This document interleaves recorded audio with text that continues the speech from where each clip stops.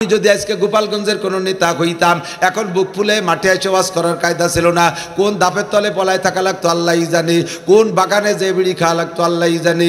এখন বাংলাদেশে থাকতে পারতাম কি পারতাম না তারও খবর নাই। কত কন না।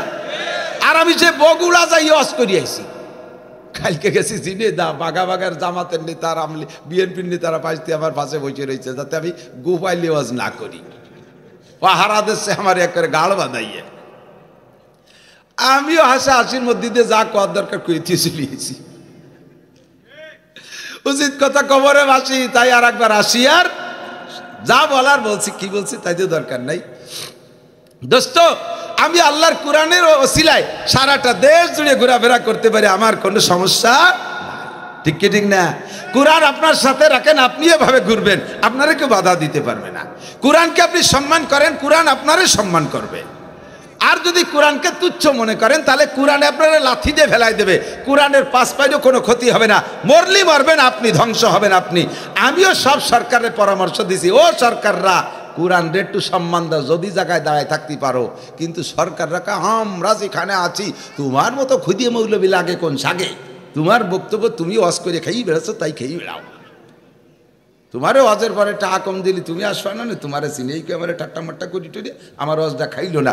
সব সরকার মাইর খাইছে, সব সরকার মাইর খাইছে, খালি এক সরকার না, সব সরকার মাইর খাওয়ার কারণ হলো আল্লাহর কোরআনকে সম্মান না করা। দেখি তার মোকাবেলা করতে হবে, ওইটা আমি জব দিয়ে সেরে যেতে পারবো না।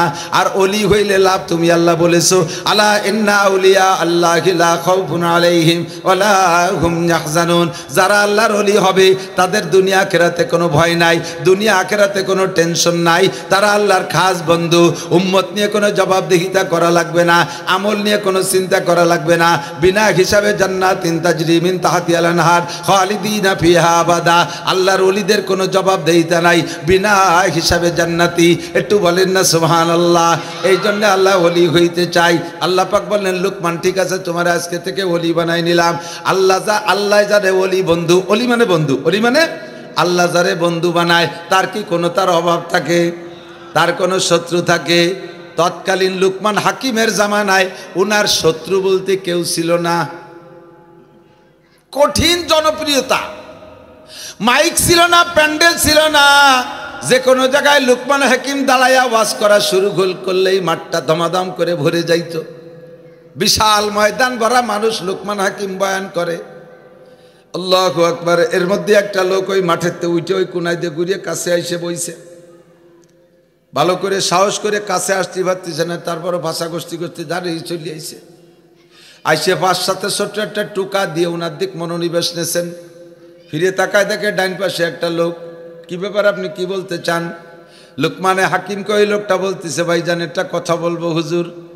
বলতে ভয়ও লাগে, বড়দের সাথে এরকম কথা বলা ঠিক না, তারপরেও মনের ভিতরে বড় ধাক্কাচ্ছে, যদি অনুমতি দেন একটু বলি। লুকমান হাকিম বললেন, হ্যাঁ ঠিক আছে বলেন। বলার পরে লোকটা কয়, না না কব না, এই কথা কয় ঠিক হবে না, এই জায়গা কয় না, বলেন ঠিক হবে। তো বলা ঠিক হবে কয়ে লুকমানকে অনুমতি দিলে ওই লোকটা বলতেছে, ভাইজান আপনি কি সেই লুকমান নাকি যে লুকমান আর আমি একসাথে অমক মালিকের ছাগল রেহি বেড়াতাম? কত নিচের কথা চিনতে পারেন। এখন যারা চেয়ারম্যান হয়ে গেছে তাদের যদি আপনারা কেউ কন, তুই আর আমি অমক বাড়ির রাহাল ছিলাম না, তাহলে তারে থুতমা ভেঙে ফেলা দেবে না ঘুষ হইয়া? বেটা আমার 14 পুরুষ ধরে চেয়ারম্যান, তুই কোন জায়গায় পেয়েছিস? আমি আর আপনি ওই মোল্লাকে খেতে ধান কেটে বেড়াতাম না, সেই বাগা কাটতাম, আপনি আমি সেই লোক না আপনি? আরে আমরা পূর্বপুরুষ ধরে জমিদার, পিছনের কথা মোটে কবেই না, দুর্বলতা কয় না। লুকমানে হাকিমের কাছে যে কয়, আপনি কি সেই লুকমান যেই লুকমান আর আমি একসাথে অমুক মালিকের রাখাল ছিলাম, ছাগল রাখতাম? লুকমান হাকিম কয়, কোনো ভয় নাই, আল্লাহে আনা হুয়া, আল্লাহর কাসম আমি সেই লুকমান।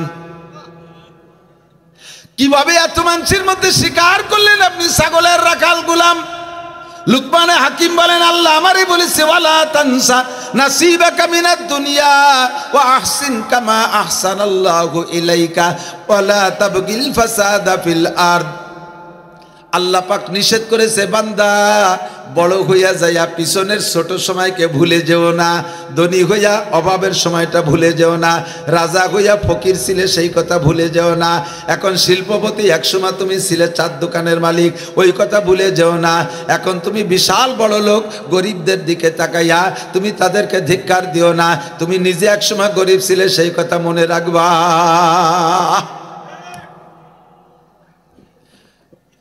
এদিক একসময় আপনি পরের জমিতে কামলা দিতেন, এরকম একটা দিন গেছে না? আর এখন ধমাধাম করে 3টে ছেলে ইটালি, ফ্রান্স, অস্ট্রেলিয়া চলে গেছে, আপনি ধনী হয়ে গেছেন। আগে নাম ছিল পাইসিও কামলা। যখন 3 ছেলে বড় লোক হয়ে গেছে, পয়সা পাঠাইছে, চাচার নামও পাল্টে গেছে পাচন শেখ। পাইসিও কি হয়েছে? পাচন শেখ। আগে কত সাইমুও কামলা, সাইমুও কামলা। ছেলেরা যখন পয়সা পাঠাইছে, বড় লোক হয়ে গেছে, রাজের বিল্ডিং করছে, এখন হচ্ছে শামসুল হক। শামু এখন কি হয়েছে? শামসুল হক।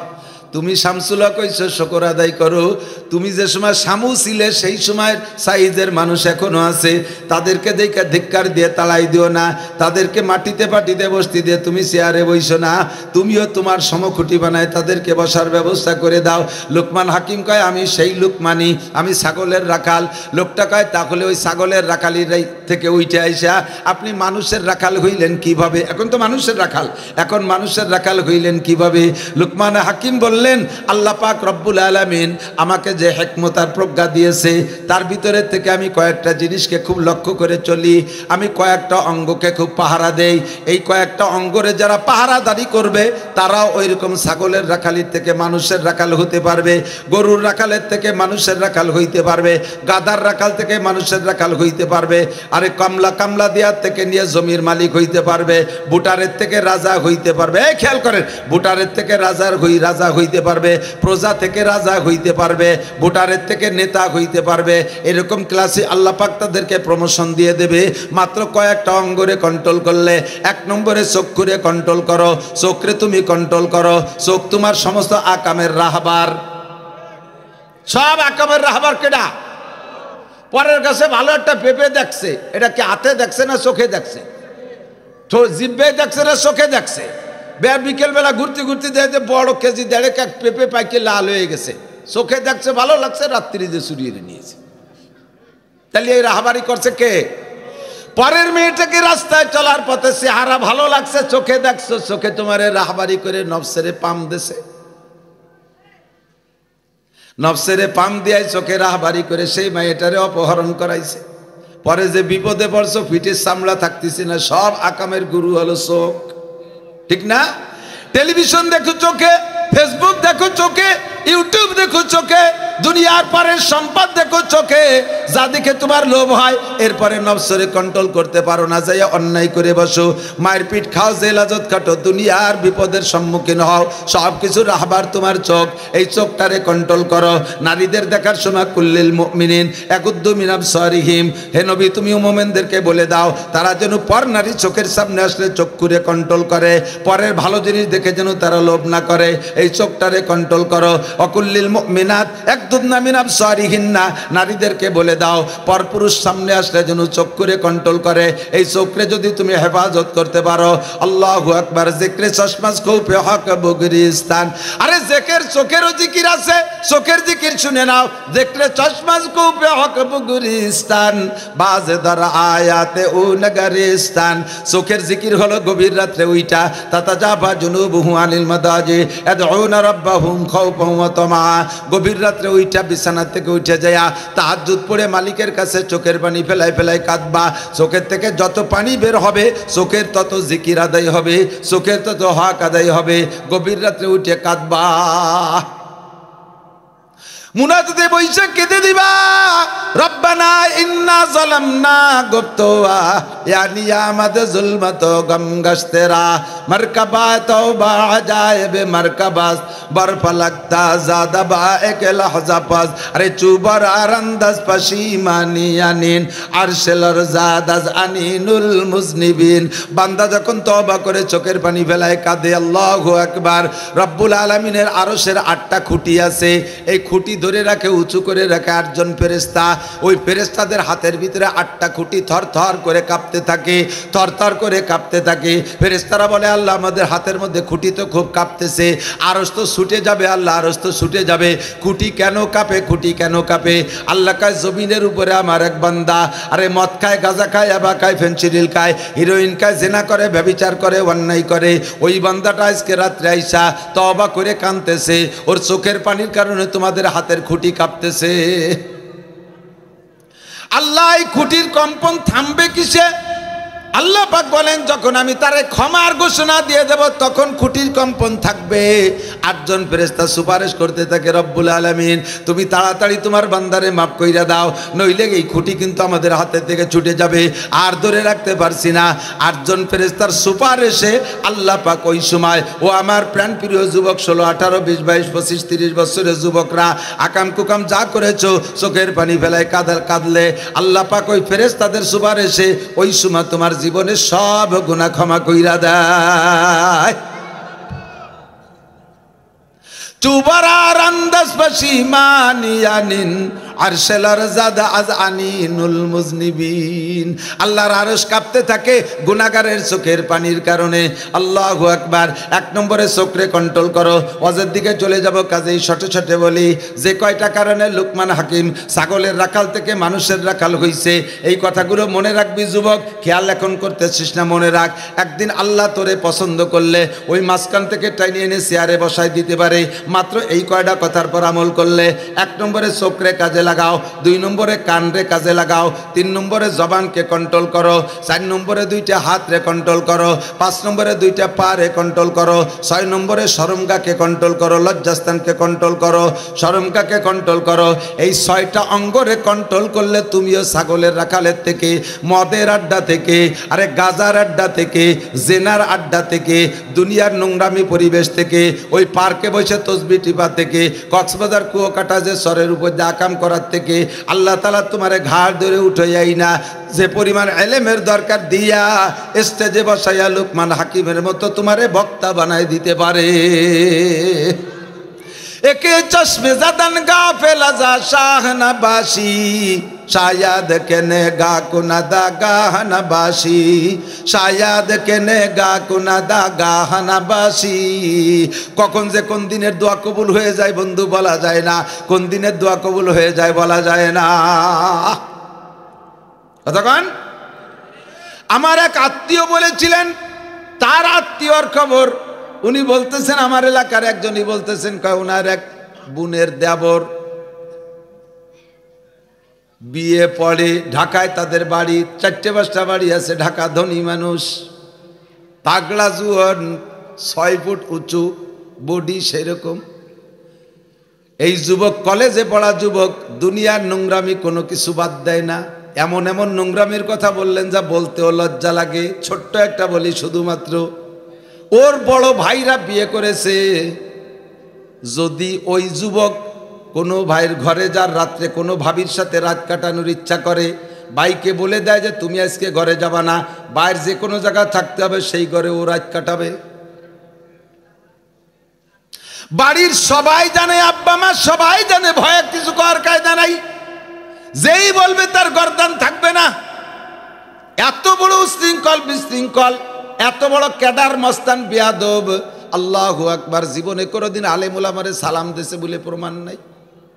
তবলিগ জামাতের একটা দল, একটা টিম, মেডিকেল সায়েন্সের গ্রুপ, তারা MBBS ফাইনাল পরীক্ষা দিয়া এই মাঝের টাইমটা তবলিগে গেছে ওদের মহল্লায়, ঢাকা থেকেই। বিকেলে যখন গাছতে গেছে, তখন গাছতে তো ঘুরে ঘুরে যাকে যা বলা দরকার তাই বলতেছে, কিন্তু ওরে বলবে এই লোকটা যে এই মহল্লার, আঙ্গুল দিয়ে যদি কেউ ইশারা দিয়ে দেখায় যে একে একটু বলেন, তাহলে ওই লোকটার আঙ্গুল থাকবে না, আঙ্গুলটাও জানতে পারলে মটকায় ভেঙে দেবে। মানে একটা এই ক্লাসের একটা মানুষ, রাহবার যিনি ছিলেন, উনি মুতাকাল্লিমকে ইশারা করে বললেন, এই যুবকের ভয় এলাকায় কাজ করতে পারি না, একে একটু আপনারা তশকিল করেন। যাইয়ে তাবলিগ জামাতের এই জামাতটা গোল হয়ে দাঁড়াইয়া তারে মাঝখানে ফেলাইছে। ভিতরে কথা কয় কারা? ভিতরে কথা বলেন কারা? ওই জরুরি কথা হলে মাইকি কোন সবাই শুনি, নালি চুপ থাকতে হবে। কথা কন না কেন? পরিবেশ নষ্ট হয়। আপনারা কর্তৃপক্ষ হলে ফিস করে ভিতরে কাজ করবেন। আল্লাহ যাইয়া ওরে সালাম দেছে, আসসালামু আলাইকুম।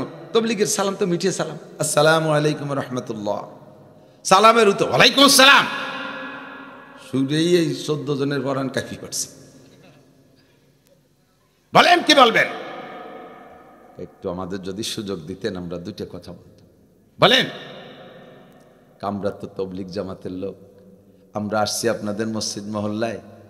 মাগরিবের নামাজটা যদি মসজিদে পড়তেন তাহলে আমরাও খুশি হতাম, আল্লাহও খুশি হতো, আপনিও খুশি হতেন। কি করেন আপনারা? লেখাপড়া করেন নাকি হুজুরগিরি করে বেড়ান? আমরা এই 14 জন MBBS ফাইনাল পরীক্ষা দিয়ে আসছি। যখন শুনছে 14 জন MBBS ফাইনাল পরীক্ষা দিয়ে আসছে, তখন দেখলো যে ওনার চাইতে যোগ্যতা ভালো, আস্তে একটু নরম হয়ে গেছে।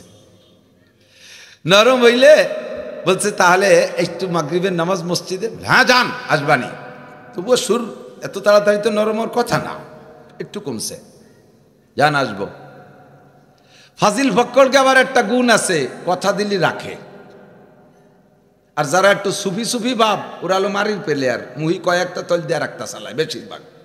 আজিল ফাজিল আবার কথা ঠিক রায়, ঠিক আছে যাব। সত্যি মাগরিবে গেছে, ওর জীবনের প্রথম অজু আজকে বানাইছে। কবরে গোসল পাওনা রয়েছে আল্লাহর, তাও ঠিক নাই, যাই হোক অজু বানিয়ে গেছে। মসজিদে যাইয়া বসছে, মাগরিবের নামাজ পড়ছে, নামাজের পরে বলছে ভাই একটু বসবেন নামাজের পরে। হ্যাঁ, তাও বসছে, মাত্র আধা ঘন্টা, ঠিক আছে বসছে। আল্লাহর রহমত, ওই দিন আমির সাহেব যে মানে মুতাকাল্লিম সাহেব যিনি ছিলেন, বয়ান যিনি করছেন, তার বয়ানের ভিতরে কি নূর আল্লাহ দিয়েছে আল্লাহ জানে। বয়ান শুরু করছে তো ওই ছেলেটাই কান্না শুরু করে দিয়েছে, কান্তি কান্তি হয়রান। 3 দিনের জন্য তশকিল, জায়গায় বসেই তশকিল হয়ে গেছে, যাব 3 দিনই। 3 দিনের তশকিল হয়ে গেছে। ছেলেটা অন্যায় করতে করতে করতে করতে আল্লাহ পাকের রব্বুল আলামিনের হয়তো কোনো কহারের নজরে তার চোখের পাওয়ার এমন লেস, বিনা চশমায় বাথরুমের দরজা খুঁজে পায় না। দিনে রাত্রে কোনো সময় চশমা ছাড়া পায়খানা গেলে দরজা খুঁজে পায় না, খালি একদিন টুয়াই বেড়ায়। 1200 পাওয়ারের চশমা। এখন ঈশার নামাজ পড়ে বাসায় গেছে, নরম নরম ভাব। বাসায় গেলে ওর নরম ভাব দেখে আব্বা মা মনে করছে অসুস্থ নাকি, অসুস্থ নাকি। বাবা শরীর খারাপ নাকি? কয় না, শরীর ভালো আছে। খাবার দেন, খাইছে, শুয়ে রয়েছে। সকালবেলা বলতেছে আম্মু আমাকে একটা ব্যাডিং তৈরি করে দেন, আমি মসজিদে তবলিগ জামাত আসছে 3 দিন থাকবো। আব্বা মা কান্দি দিছে, কান্দি দিছে। কি কইস তুই কইস না অন্য কেউ কয়, বুঝতে পারতেছি না তো। অনেক সময় কয় না আমি কি সরাসরি দেখতেছি না স্বপ্নে দেখতেছি, এরকম একটা কথা কয় না। সম্পূর্ণ আশ্চর্য বিষয় হলে মানুষ এরকম বলে। কান্দিছে, মা তাড়াতাড়ি ব্যাডিং বানায় দিয়া মনে করছে যে আর কি করতেছে নাকি বা ফাজলামি করতেছে নাকি। সত্যি যে ব্যাডিং নিয়ে ডাইরেক্ট মসজিদে চলে গেছে, ওনাদের সাথে 3 দিন কাটাইয়া আসছে। 1 সিল্লের তশকিল হয়ে গেছে, 1 সিল হয়ে যাবে, 1 সিল্লের তশকিল হইয়া যাইয়া এরপরে এই মুহূর্তেই যাবে না, যাবে হলো বিএ পরীক্ষা, ফাইনাল পরীক্ষা দিয়ে রেজাল্টের আগে। সত্যি ফাইনাল পরীক্ষা দিয়ে ব্যাডিং নিয়ে ডাইরেক্ট কাকরাইল চলে গেছে। কাকরাইল যাইয়া তশকিলে 1 সিল্লার নামে যেদিকে রোগ দেশে সেই দিক চলে গেছে। 1 সিল্লা শেষ কইরা বাড়ি ফোন দেশে, আম্মু আব্বু টাকা পাঠাই দিন, আমি 3 চিল্লা না দিয়ে যাব না। গর্ত সঙ্গে খারাও মর মরবুদি, গর্ত সঙ্গে খারাও মর মরবুদি, চোবা সাহেব দিল রসি গৌহর ছবি, কামেলে গর খাকে গিরদ জরশা, কামেলে গর খাকে গিরদ জরশাওয়াত, নাক সর জরবুর দেখা के स्तर शवात, उसे कारे बाहरे गौहर आवरात, अजिया सोए बरसर आवरात, एक चश्मे जदन गाफिल जा शाह नबाशी, शायद कहनेगा कुनदागा हनबाशी मैं यहदिल्लाहु फहुवल मुहतद व मैं युद्लिल फलन तजिद लहु वलिया मुर्शिदा। ए आमार प्राण प्रिय बंधु जुबकरा आमार सोनामणिरा एकटू लक्ष्य करो पाखी आल्लाह ताआला यदि तुम्हारे कबूल करे सम्मान कोथाय निये जाए तुमी एकटू अपेक्षा करो। এই যুবক তিন চিল্লায় চলে গেছে, যাইয়ে তবলিগের সময় লাগাইছে, দাড়ি রাইখে ফেলাইছে, আর প্যান্ট শার্ট সবই বাদ দিয়ে দিয়েছে, তবলিগে থেকে জামা জুব্বা পাগড়ি তৈরি করে ফেলাইছে। এবার সে কোরআন শরীফ শিক্ষা করা শুরু করেছে। তিন চিল্লে শেষ হইতে হইতে কোরআন শরীফ পড়া শিখে ফেলাইছে। আল্লাহু আকবার। এরপরে বাড়ি আইসা পকেট কোরআন শরীফ এই যে ছোট্ট ডায়েরির মতো ছোট পকেট কোরআন শরীফ এইটা জুজদানে পরে বেশিরভাগ টাইম পকেটে গলায় ঝুলোয় রাখে। যেই ছেলেটা বিনা চশমায় বাথরুমের দরজা খুঁজে পাইতো না সেই ছেলেটা এখন বিনা চশমায় ওই ছোট্ট ছোট্ট হরফের কোরআন শরীফ দেখা পড়ে।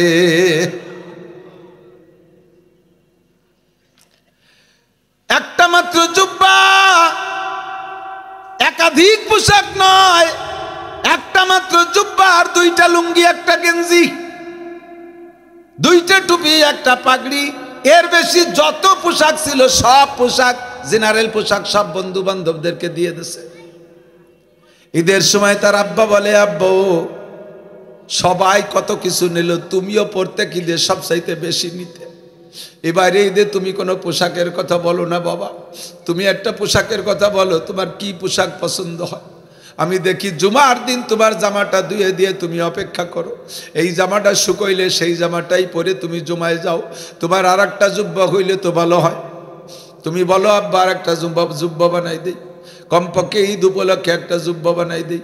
ছেলেটা কান্দে আর কয়, আব্বু আমার যখন একটা জুব্বায় যথেষ্ট হয় তাহলে দ্বিতীয় জুব্বাটা বানাইলে এটা অতিরঞ্জন হবে, এটা বেহুদা খরচ হবে। আল্লাহ কয় ইন্নাল মুবাদ্দিরিনা কানু ইখওয়ানাশ শায়াতিন, বেহুদা খরচকারী শয়তানের ভাই। আমার যেহেতু একটা জুব্বায় চলতেছে কাজেই আমি আর একটা জুব্বা বানাবো না। আব্বাই কান্দে, মা কান্দে, কয় বাবা এই ঈদের সময় তোর জ্বালায় বিরক্ত হয়ে যাইতাম, বাড়ির সবাই মিলে যা টাকা খরচ হইতো একা তোরে তার চাইতে বেশি দেয়া লাগতো, আজকে তুই ঈদের সময় একটা জুব্বা কেন নিবি না? আব্বাই বলেছে খায় নাই, মা এসে বলছে মানে নাই। মা আব্বারে দুইজনে সুন্দর করে বুঝাই দিছে। মা তো পাগল হয়ে গেছে, বাবা তুই যদি একটা নতুন জুব্বা না নিস তাহলে আমরা ঈদের পোশাকই পরবো না। মাকে ডেকে বলছে, মা তোমার কথাও শুনবো, আব্বুর কথাও শুনবো, যদি তোমরা আমার কথা শোনো, যদি তোমরা আমার কথা শুনো তাহলে তোমাদের কথা শুনবো। বল তোর কথা কি? মাকে বলছে, এক নম্বর কথা, জীবনে আর কোনোদিন মরার আগে তুমি মার্কেটে যাইতে পারবা না। যাদের থেকে পর্দা করা ফরজ তাদের থেকে পর্দা করতে হবে, জীবনে বেপর্দা 1 ইঞ্চিও করতে পারবা না, একটা ওয়াক্ত নামাজ কাজা করতে পারবা না। তুমি যদি এই কথার পর আমল করো, তোমার পর এই প্রস্তাব। আর আব্বার কাছে প্রস্তাব, আমি ঈদের জামা নেব, শর্ত হলো ঈদের পরে আব্বা 3 চিল্লে যাইতে হবে, নইলে জামা নেব না। ছোট ছেলে, আদরের ছেলে, এত বড় উশৃঙ্খল বেয়াদব, সে তার মুখ দিয়ে এই কথাগুলো কেমন যেন নবীওয়ালা কথা আসতেছে। আব্বা ওয়াদা করলে আমি অবশ্যই ঈদের পরে 3 চিল্লায় যাব। মা কয় তুই যেভাবে শরিয়াত শিখাবি সেইভাবে আমল করব বাবা, জীবনে খিলাফ করব না, তুই একটা জামা নে। এরপরে আব্বা মায় যাইয়া কাপড় কিনে এনে জামা বানাই দিয়েছে, জুব্বা নিয়েছে। একে চশমে জাদান গা ফেলাজা শাহানাবাসী শায়াদ কেনে গা কোনাদা গা হানাবাসী। এখন তুমি মস্তানি করো, পাগলামি করো, মদ গাজায় বা আড্ডার মধ্যে কাটাও, আল্লাহ যদি তোমার দিকে সুদৃষ্টিতে তাকায়, আল্লাহ তোমার এরকম পাগড়িওয়ালা, এরকম রাহাবার মুবাল্লিগ বানাই দিতে পারে কি পারে না? এই জন্য সব কথা অন্তর দিয়ে শুনবে, কথাগুলোকে বুঝবে, আমল করার চেষ্টা করবে, একটা কথাও ছাড়বে না। আল্লাহু আকবার। আরবিতে বলে সরফুল মাকান বিল মাকিন, অবস্থানকারীর কারণে অবস্থানের দাম বাড়ে আর কমে, ঠিক না? এক গ্রামে যদি একজন জজ থাকে, এই এক গ্রামে যদি একজন দায়রা জজ থাকে, ওই একজন জজের কারণে পুরো গ্রামটার নাম হয়ে যায় জজের গ্রাম। কথা কয় না? ওই গ্রামে মেয়ে বিয়ে দিত আগ্রহী, ওই গ্রামের মেয়ে আনতেও আগ্রহী, জজের গ্রাম। যদিও উনার মাইয়ে জামাই উনার বিয়েই, এরা জজ মজ কিছু না, এরা মাঠের কৃষক, কিন্তু এক জজে গ্রামের দাম বাড়াই দিয়েছে। আবার যদি এক গ্রামের ভিতরে 1000 মানুষের মধ্যে একটা আন্তর্জাতিক খ্যাতিসম্পন্ন বিশ্বমানের একজন চোর থাকে, ওই এক চোরে গ্রামের পাইন মেরে ছেড়ে দিছে। কতক্ষণ কেউ ওই গ্রামে মাইয়ে বিয়ে দেয়, চোরের গ্রামে মেয়ে বিয়ে দেবো, ওই গ্রামের মাইয়ে আনবে না, এক চোরে দেশটারে ফসাই ফেলাইছে। এরে কয় সরফুল মাকানে বিল মাকিন, অবস্থানকারীর কারণে অবস্থানের দাম বাড়ে আর কমে। আপনাদের মহিষমারি ডাক্তার থাকতে পারে, ইঞ্জিনিয়ার থাকতে পারে, বিজ্ঞানী থাকতে পারে, প্রফেসর থাকতে পারে, প্রিন্সিপাল থাকতে পারে, ভাইস চ্যান্সেলর থাকতে পারে, প্রাইমারি মাস্টার থাকতে পারে, স্কুল থাকতে পারে, হাই স্কুল থাকতে পারে, কলেজ থাকতে পারে, বিশ্ববিদ্যালয় থাকতে পারে, যত জেনারেল গ্রুপ জেনারেল প্রতিষ্ঠান আর জেনারেল শিক্ষিত রাজনৈতিক নেতারা আকাশচুম্বী নেতা হতে পারে, কিন্তু এই মহিষমারিকে সারা পৃথিবীর কাছে পরিচিত করতে পারবে না, সারা পৃথিবীতে মহিষমারির নাম পৌঁছাইতে পারবে না। একটা মাত্র জিনিস আল্লাহর কোরআনের প্রতিষ্ঠান করেছেন, এর বদৌলতে আজকে এখানে নুরানি কোরআনি মাহফিল, এই যে টাওয়ারগুলো দাঁড়ায় রয়েছে ক্যামেরা, এখনই এই মুহূর্তে আমেরিকা থেকে জাপান পর্যন্ত বিশ্বের সব জায়গা আমার এই ওয়াজটা এখনই লাইনে চলে গেছে, আমার এই ওয়াজটা এখনই চলতে তালে আছে, দিন আর রাত নাই। বাঙালি সারা পৃথিবীতে যে যে দেশে আছে আল্লাহর রহমতে কম বেশ আমাদেরকে চেনে, আমার ওয়াজের টাইমটা নির্ধারণ কইরা ওরা টাইম মতো অপেক্ষা করে। যদি এখন নাও শোনে, আগামীকাল সকালে ওটাকে ক্লিয়ার করে ছেড়ে দেবে। আমেরিকার থেকে আপনাদের মহিষমারির নাম শুনবে, আরে জাপানের থেকেও মহিষমারির নাম শুনবে, একমাত্র অন্য কোনো ওসিলা না, আল্লাহর কোরআনের মাদ্রাসা।